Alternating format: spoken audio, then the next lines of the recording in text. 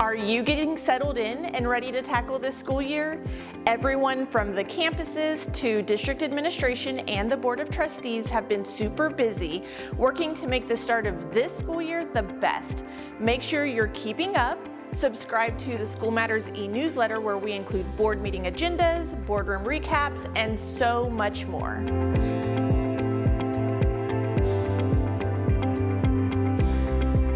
All right, let's get started.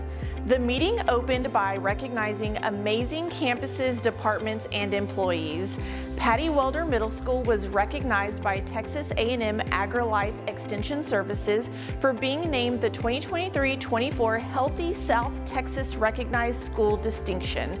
This recognition was given to Patty Welder for showing a commitment to student health and wellness and striving for improved physical activity across the campus. The district and the Fine Arts Department were honored for the 6th consecutive year as a District of Distinction by the Texas Art Education Association. So what does this mean? Well, Victoria ISD's visual arts program is ranked in the top 1.3% of all visual art programs in Texas. All of the Bridge Cohort 1 participants were recognized for their participation in the Bridge program.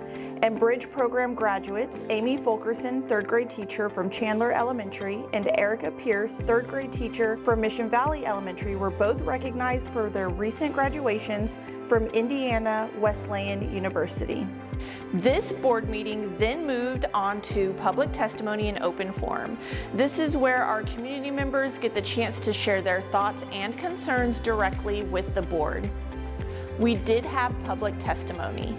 If you thought awards and recognitions were packed, get comfy because information items and action items are just as full. RMA and Weaver and Jacobs were present to give an update on Mission Valley Elementary School. RMA and Weaver and Jacobs reported that construction was running on schedule and they provided an updated progress video for trustees and attendees. Jonas Titus, president of the Victoria Economic Development Corporation, provided an overview to trustees about a new school tax incentive. Interim Superintendent Randy Meyer provided the board with an overview of the integration of digital devices. In July, the board adopted a local policy authorizing the creation of guidelines for the integration of digital devices in public schools. Using the Texas Education Agency's recommended components of developing the local guidelines, Mr. Meyer updated the board on the status of the progress regarding this effort. Mr. Meyer is working with a few committees to develop these guidelines, and trustees will hear a recommendation in January 2025. Legal counsel for the VISD gave an overview and discussed board operating procedures, specifically public comments. Lastly, for information items, Randy Meyer shared a few highlights from the September administration report, focusing on district improvement and campus improvement plans found on page 2, the Texas high school graduation and dropout rate found on page 28, the Ready, Set, Learn program found on page 36, and lastly, the VISD Safety and Threats PSA was shown.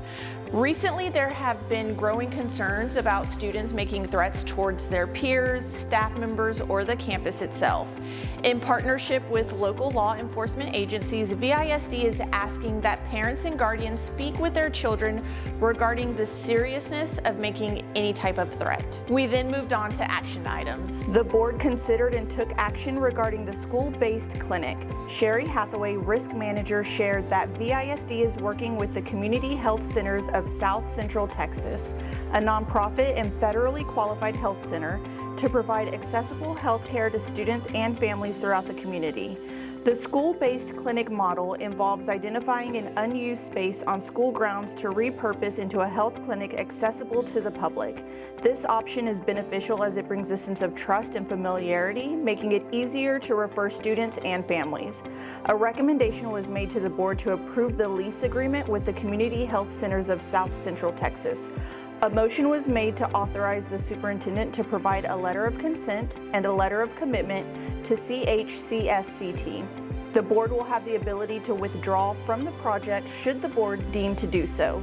The board approved this action. The board considered and took action on an offer to purchase tax sale property owned in trust by Victoria County.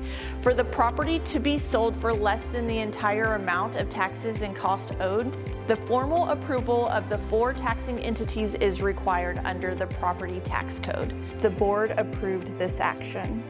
The board took action to set dates for the required Lone Star Governance Workshop, and all items on the consent agenda were also approved. Following closed session, the board reconvened for official action to employ personnel. And that's a wrap for the September regular board meeting. Remember, if you can't make the VISD school board meetings in person, you can watch live via the VISD website. Visit VISD.net, and right under the rotating banner, you'll see school board meetings. Click that button and select Watch Live. And if you can't watch live, that's what we're here for. Make sure you're following Victoria ISD on Facebook, Instagram, and LinkedIn, and subscribe to Victoria ISD on YouTube.